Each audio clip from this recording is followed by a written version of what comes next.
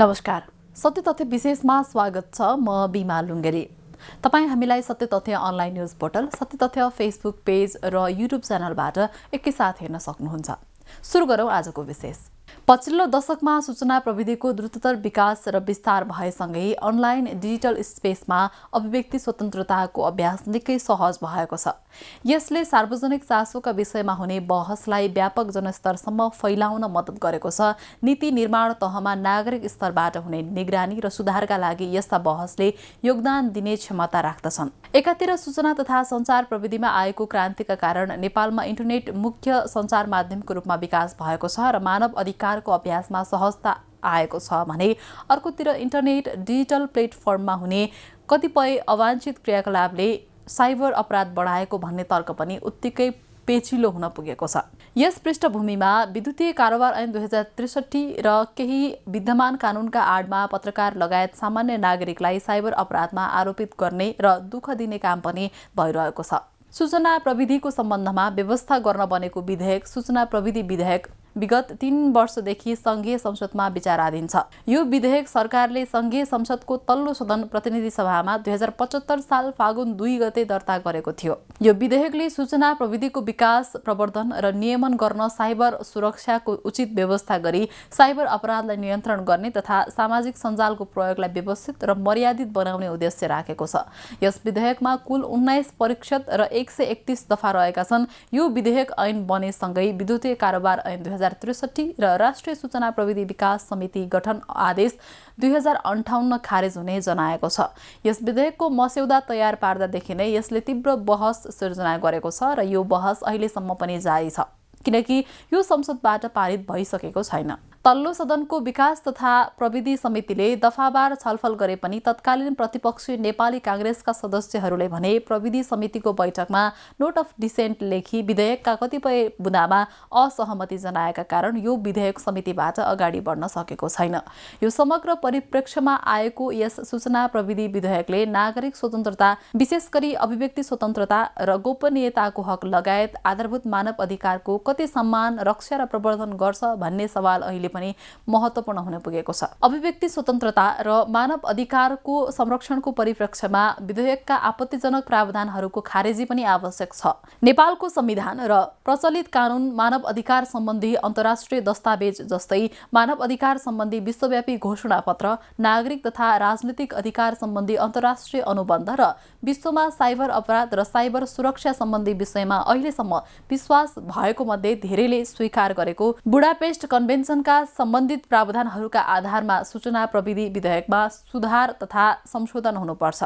सूचना सुरक्षा र गोपनीयता सम्बन्धी व्यवस्था शीर्षकमा रहेको विधेयकको परिच्छेद 11 दफा 67 देखि 78 सम्म समेटेको छ। यसले कम्प्युटर तथा कम्प्युटर प्रणालीको सुरक्षा र गोपनीयताको संरक्षणका लागि अन्य कुराका अलावा विविध स्वरूपका फौजदारी कसुरजन्य कार्यलाई परिभाषित गरेको छ। दफा 67 मा व्यक्तिगत विवरण सङ्कलन नगरिने भने पनि मौजुदा कानूनले तोके बाहेक भन्ने प्रावधानले समस्या पर्छ। अन्य प्रावधानको सहारामा कानूनले दिएको अधिकार भन्दै सरकारी व्यक्ति वा निकायले कुनै पनि नागरिकको गोप्य तथ्याङ्क खिच्ने लिने देखिन्छ। यो दफामा व्यक्तिगत विवरणको सङ्कलन वैयक्तिक गोपनीयताको ऐनमा भएका प्रावधान अन्तर्गत हुनुपर्छ।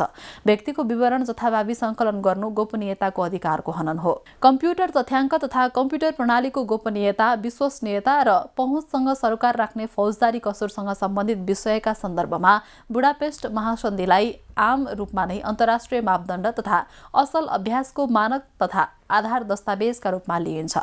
यस महासन्धिको खास गरी धारा 2 देखि 6 सम्मका प्रावधानहरूले फौजदारी कसुरको प्रकृति र स्वरूपलाई तय गरेका छन्, जसलाई साइबर अपराध वा साइबर सुरक्षासँग सम्बन्धित कानून निर्माण गर्दा समेटिनुपर्छ।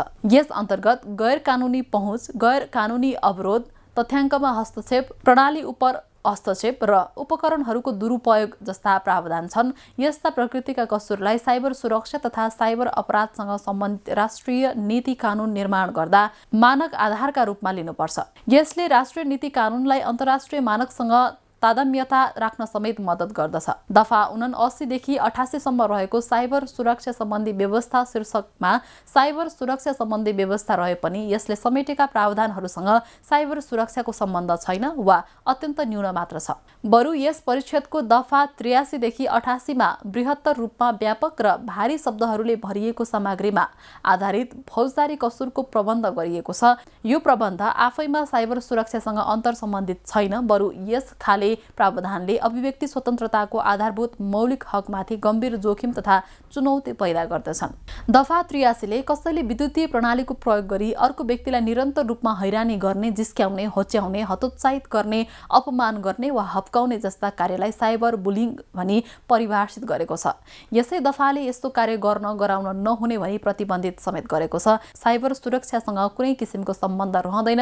यस दफाद्वारा प्रतिबन्धित विषयहरूको परिधि र क्षेत्र यस अर्थमा पनि धेरै महत्त्वपूर्ण छ किनकि यी प्रतिबन्धहरू अभिव्यक्ति स्वतन्त्रता उप अन्तर्राष्ट्रिय मानव अधिकार कानूनले व्यवस्था गरेको औचित्यपूर्ण तथा मनासिब सीमाको दायरा भन्दा धेरै फराकिला छन्। विधेयकको दफा 83 हटाउनुपर्छ।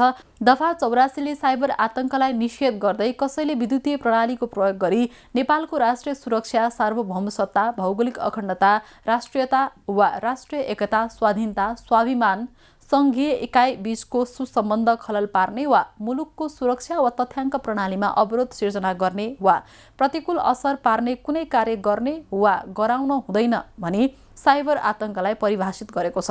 यो प्रावधान समेत अति नै व्यापक क्षेत्र ओगट्ने प्रकृतिको छ। परिभाषित प्रावधानका केही पक्ष वैध हुन पनि सक्छन्, तर समग्र प्रावधान र उल्लेखित प्रतिबन्धहरू अन्तर्राष्ट्रिय मानव अधिकार कानूनले व्यवस्था गरेको अभिव्यक्ति स्वतन्त्रताका औचित्यपूर्ण तथा मनासिब प्रतिबन्धको दायरा भन्दा धेरै फराकिलो बनाइएको छ। विधेयकबाट दफा 84 का प्रावधानलाई कम्प्युटर प्रणाली प्रयोग मार्फत राष्ट्रिय सुरक्षा उप स्पष्ट र वस्तुनिष्ठ खतरा सिर्जना गर्ने विषयमा मात्रै सीमित र केन्द्रित गर्ने प्रावधान राखिनुपर्छ। दफा 85 ले विद्युतीय प्रणाली प्रयोग गरी यौनजन्य दुर्व्यवहार मानिने कुनै पनि कार्य गर्न निषेध गरेको छ। यौनजन्य दुर्व्यवहारलाई फौजदारी कसुरका रूपमा व्यवहार गर्ने कुरा निश्चय नै वैध विषय हो। यो वैध विषय भए पनि दफा 85 ले यौनजन्य दुर्व्यवहारलाई परिभाषित गरेको देखिँदैन। त्यसैले खासमा यो दफाले यौनजन्य दुर्व्यवहार भनी कस्तो कुरालाई प्रतिबन्ध गरेको हो भन्ने कुरा सजिलै बुझ्न सकिँदैन। यस अलावा सामान्य रूपमा हुने यौनजन्य दुर्व्यवहार भन्दा विद्युतीय प्रणाली प्रयोग मार्फत हुने यौनजन्य दुर्व्यवहारलाई किन फरक अपराधका रूपमा व्यवस्था गरियो भन्ने पक्ष समेत प्रश्न छैन।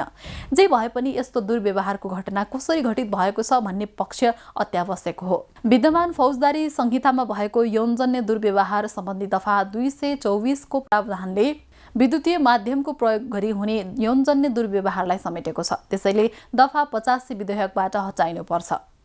दफा 86 ले अश्लील सामग्री उत्पादन, सङ्कलन, वितरण, प्रकाशन, प्रदर्शन, प्रसार र खरिद बिक्री गर्न गराउन नहुने व्यवस्था गरेको छ। यसै दफाले कुनै अनुसन्धान, कानुन कार्यान्वयन, अध्यापन वा चिकित्सकीय प्रयोजनको लागि उपरोक्त उल्लेखित प्रावधानको अपवाद समेत समावेश गरेको छ। तर यस्ता अपवाद अन्तर्गत प्रयोग हुने सामग्रीहरू बाल यौनजन्य सामग्री मात्र हुनुपर्नेछ। यसरी बृहत्तर रूपमा सबै किसिमका यौनजन्य सामग्रीमाथि प्रतिबन्ध लगाउने कुरा अन्तर्राष्ट्रिय मानव अधिकार कानूनले व्यवस्था गरेको अभिव्यक्ति स्वतन्त्रताका प्रावधानसँग असङ्गत देखिन्छ।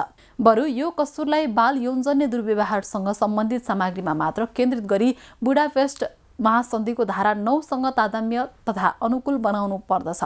दफा 86 लाई सबै किसिमका यौनजन्य सामग्रीमाथि प्रतिबन्ध लगाउने कुराको सट्टा बाल यौनजन्य दुर्व्यवहारसँग सम्बन्धित सामग्रीसँग मात्र केन्द्रित गरी बुडापेस्ट महासन्धिको धारा 9 सँग तादात्म्य तथा अनुकूल रहने गरी संशोधन गरिनुपर्छ। दफा 87 ले विद्युतीय प्रणालीको उपयोग गरेर कसैलाई यौन शोषण गर्ने वा ठगी गर्ने वा अरू कुनै गैर कानुनी कार्य गर्ने मनसाय राखी कुनै प्रस्ताव राख्न, प्रलोभनमा पार्न, भेट्न वा कुनै गैर कानुनी गतिविधिमा लाग्न, उक्साउन वा सोको लागि कुनै अनलाइन सम्बन्ध स्थापित गर्न प्रस्ताव गर्न प्रतिबन्ध गरेको छ। यौन शोषणसँग सम्बद्ध गतिविधिलाई फौजदारी कसुरका रूपमा परिभाषित गर्ने काम निश्चय नै वैध हो। तर फौजदारी अपराध संहितामा भएका विद्यमान फौजदारी कसुरमा दुवै अनलाइन तथा अफलाइन स्वरूपमा हुने यौन शोषणलाई कसुरजन्य कार्यका रूपमा व्यवस्था नगरेर किन पूर्णतः अलग्गै कसुरका यो व्यवस्था गर्नु पर्यो भन्ने विषय प्रष्ट छैन। ठगी शब्दले कस्तो अर्थ दिन्छ भन्ने पनि अस्पष्ट छ। यसले फौजदारी कसुरमा दुविधा तथा सम्भावित दोहोरोपनाको जोखिम निम्ति आउँछ। दफा 88 ले केही बृहत्तर क्षेत्र र प्रयोजनका लागि विद्युतीय प्रणालीको प्रयोगमा प्रतिबन्ध गरेको छ। जस्तै नेपालको सार्वभौम सत्ता, भौगोलिक अखण्डता, राष्ट्रियता वा राष्ट्रिय एकता, स्वाधीनता, संघीय इकाइ बीचको सुसम्बन्धमा खलल पर्न सक्ने गरी वर्गीय, जातीय, धार्मिक, क्षेत्रीय, साम्प्रदायिक र यस्तै अरू कुनै आधारमा घृणा, द्वेष, अवहेलना उत्पन्न हुने कुनै काम कारबाही गर्ने वा विभिन्न जात, जाति वा सम्प्रदाय बीचको सम्बन्धमा खलल गराउनु, जातीय भेदभाव वा छुवाछुतलाई दुरुत्साहन दिने, श्रम प्रति अवहेलना गर्ने, अपराध गर्न दुरुत्साहन गर्ने, शान्ति सुरक्षा भङ्ग हुने कार्यलाई बढावा दिने वा प्रचलित कानुन बमोजिम प्रकाशन वा प्रसारण गर्न रोक लगाएको कुरा प्रसारण वा सम्प्रेषण गर्न वा सार्वजनिक सदाचार र नैतिकताको प्रतिकूल हुने कुनै कार्य गर्न गराउन, मानव बेचबिखन तथा अपहरण वा लागू औषध बिक्री वितरण वा प्रचलित कानुनले अपराधको रूपमा निषेध गरेको कार्य गर्न वा गराउन, प्रचलित कानुनले बिक्री तथा वितरण गर्न निषेध गरेको सामग्री बिक्री गर्न वा सो सम्बन्धमा विज्ञापन प्रकाशन प्रसारण वा प्रदर्शन गर्न। यो दफा मार्फत अन्य विद्यमान नेपाल कानुन अन्तर्गत अघिदेखि नै गैर कानुनी तथा कसुरजन्य कार्यका रूपमा रहेका विषयलाई विद्युतीय प्रणाली मार्फत गर्न प्रतिबन्धित गरिएको छ। यस दफा अन्तर्गतका कसुरजन्य कार्यलाई फौजदारी संहिताले नै समेटिएको छ। घटित हुने स्वरूप फरक विद्युतीय प्रणाली हुँदैमा यस्ता कसुरजन्य कार्यका लागि किन अलग्गै कानुनी व्यवस्था गर्नु पर्यो भन्ने बारेमा यो व्यवस्था स्पष्ट छैन। यस्तो प्रावधान आफैले दोहोरोपना र दुविधा मात्रै सिर्जना गर्नेछ। यस अतिरिक्त यस दफाले प्रचलित कानुन अनुसार कसुर नठहरिने विषय तथा गतिविधिलाई व्यापक रूपमा प्रतिबन्ध गरेको छ। यसर्थ यस्ता गतिविधि त्यस बेला मात्र प्रतिबन्धित हुन्छन् जब यी विद्युतीय प्रणाली मार्फत घटित हुन्छन्। यो दफाले केही व्यापक अर्थ लाग्ने अपरिभाषित शब्दावलीहरू समेत प्रयोग गरेको छ, जस्तै सार्वजनिक सदाचार र नैतिकताको प्रतिकूल हुने कुनै कार्य। यस्तो व्यवस्थाले अभिव्यक्ति स्वतन्त्रता उपर जोखिम तथा चुनौती सिर्जना हुन्छ। तसर्थ विधेयकबाट दफा 88 हटाउनुपर्छ। विद्यमान फौजदारी संहितामा भएका सम्बद्ध प्रावधानले विद्युतीय प्रणाली मार्फत घटित हुने यस प्रकारका गतिविधिलाई समेटेको छ। विधेयकमा दफा 92 देखि 94 सम्मका प्रावधानले सामाजिक सञ्जालसँग सम्बन्धित नियमहरू बनाएको छ। विधेयकले सामाजिक सञ्जाललाई कुनै व्यक्ति वा संस्थालाई एक अर्कासँग अन्तर्क्रियात्मक सञ्चार गर्न सक्ने सुविधा तथा प्रयोगकर्ताले निर्माण गरेका विषयवस्तु प्रसार गर्ने सुविधा समेत प्रदान गर्ने इन्टरनेट वा सूचना प्रविधिमा आधारित प्रणाली भनी परिभाषित गरेको छ। दफा 91 अनुसार कुनै व्यक्तिले नेपालमा सामाजिक सञ्जाल सञ्चालन गर्न चाहेमा सूचना प्रविधि विभागमा अनिवार्य दर्ता गर्नुपर्नेछ। यदि यो ऐन लागू हुनु अघिदेखि नै सञ्चालनमा रहेको सामाजिक सञ्जाल रहेछ भने तोकिएको समयभित्र विभागमा दर्ता गर्नुपर्नेछ। बिना दर्ता सञ्चालित सामाजिक सञ्जाल बन्द गर्ने अधिकार सरकारमा निहित हुनेछ। साथै दर्ता सञ्चालन तथा नियमन सम्बन्धी अन्य व्यवस्था सरकारले निर्धारण गर्न सक्नेछ। दफा 92 ले विभागलाई सामाजिक सञ्जालमा सम्प्रेषित यस विधेयक बमोजिम कसुर हुने कुनै पनि विषयवस्तु हटाउन निर्देशन दिन सक्ने अधिकार दिएको छ। अन्त्यमा दफा 94 ले सामाजिक सञ्जाल प्रयोगसँग सम्बन्धित विभिन्न प्रकारका फौजदारी कसुरको व्यवस्था गरेको छ। नेपालको सार्वभौम सत्ता, भौगोलिक अखण्डता, राष्ट्रिय सुरक्षा, राष्ट्रिय एकता, स्वाधीनता, स्वाभिमान वा राष्ट्रिय हित वा संघीय इकाइ बीचको सुसम्बन्धमा खलल पर्न सक्ने गरी वर्गीय, जातीय, धार्मिक, क्षेत्रीय, साम्प्रदायिक र यस्तै अरू कुनै आधारमा घृणा, द्वेष वा अवहेलना उत्पन्न हुने कुनै काम कारबाही गर्न वा गराउन वा त्यस्तो गर्ने उद्योग गर्न वा दुरुत्साहन दिन वा त्यस्तो काम गर्ने षड्यन्त्र गर्न वा विभिन्न जात, जाति वा सम्प्रदाय बीचको सुसम्बन्धमा खलल पार्ने जस्ता विषय सम्प्रेषण गर्ने, जातीय भेदभाव वा छुवाछुतलाई दुरुत्साहन दिने, श्रम प्रति अवहेलना गर्ने, अपराध गर्न दुरुत्साहन गर्ने, शान्ति सुरक्षा भङ्ग हुने कार्यलाई बढावा दिने वा प्रचलित कानुन बमोजिम प्रकाशन वा प्रसारण गर्न रोक लगाएको कुरा प्रसारण वा सम्प्रेषण गर्ने वा सार्वजनिक सदाचार र नैतिकताको प्रतिकूल हुने कुनै कार्य गर्न वा गराउनु, कुनै व्यक्तिलाई जिस्क्याउने, झुक्याउने, होच्याउने, हतोत्साही गर्ने, हप्काउने, घृणा तथा द्वेष उत्पन्न गराउने वा प्रापकलाई भ्रमित पार्ने आशयले सन्देश सम्प्रेषण गर्ने, प्रचलित कानूनले बिक्री तथा वितरण गर्न निषेध गरेको सामग्री बिक्री गर्न वा सो सम्बन्धमा विज्ञापन प्रकाशन वा प्रदर्शन गर्ने, बिना तथ्य वा आधार कसैको चरित्र हत्या गर्ने उद्देश्यले वा प्रचलित कानून बमोजिम गाली बेइज्जती मानिने कुनै कार्य गर्ने। जब माथि उल्लेखित कसुर घटित हुन्छ त्यसपछि दफा 94 ले सूचना प्रविधि विभागलाई सक्रिय गराई सामाजिक सञ्जाल सञ्चालकलाई तत्काल त्यस्ता सामग्री हटाउन निर्देशन दिन्छ। विशेषतः सामाजिक सञ्जालको नियमन गर्ने र आवश्यक परे तिनलाई बन्द गर्न समेत सक्ने व्यापक अधिकार सरकारमा रहेको लगायतका प्रावधानले अभिव्यक्ति स्वतन्त्रताको अधिकारमा गम्भीर जोखिम तथा चुनौती खडा गरेको छ। किन यति धेरै अधिकार आवश्यकता पर्यो वा सरकार यति धेरै शक्तिका साथ कस्तो खालको क्षतिलाई तत्काल रोक्न चाहन्छ भन्ने विषय भने अनुत्तरित र अस्पष्ट छ। विधेयकबाट यो दफा 91 लाई हटाउनुपर्छ। दफा 92 का सन्दर्भमा हेर्दा फौजदारी कसुर सिर्जना गर्ने खालका सामग्री सामाजिक सञ्जाल प्लेटफर्मबाट हटाउनु पर्ने आवश्यकता पर्न सक्छ। यो औचित्यपूर्ण नै देखिन्छ, तर यस्तो प्रबन्धलाई कानूनमा समेट्दा फौजदारी कसुर कायम हुने विषयलाई अन्तर्राष्ट्रिय मानव अधिकारका मापदण्डसँग तादम्य तथा अनुकूल हुने गरी व्यवस्था गरिनु पर्दछ।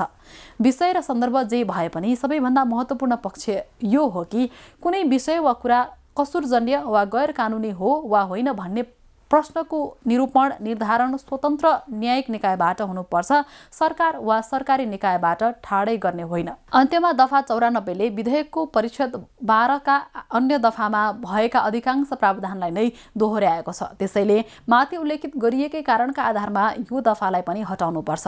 समग्रमा परिच्छेद 14 मा भएको दफा 91 देखि 94 सम्मको सामाजिक सञ्जाल सम्बन्धी व्यवस्था मूलतः नागरिकको सामाजिक सञ्जालका विभिन्न प्लेटफर्म मार्फत हुने अभिव्यक्तिलाई नियन्त्रण गर्ने मनसायबाट ग्रसित छ। यहाँ दिन सक्ने रोक लगाउने तथा यहाँ पनि अभिव्यक्तिको संवैधानिक सीमालाई फराकिलो बनाउने गरी प्रावधान राखिएको स्पष्ट छ। सामाजिक सञ्जाल मार्फत हुन सक्ने कसुर पनि अन्य प्लेटफर्ममा हुने कसुर जस्तै हुने भएकाले गाली बेइज्जती, राजद्रोह, राज्य विरुद्धको कसुर, गोपनीयता लगायतका विशिष्टकृत कानून तथा फौजदारी संहिता लगायतले यस्ता विषयमा छुट्टै व्यवस्था गरेकाले यहाँ राख्नु जरुरी छैन। विधेयकको यो दफा 94 पनि हटाउनुपर्छ।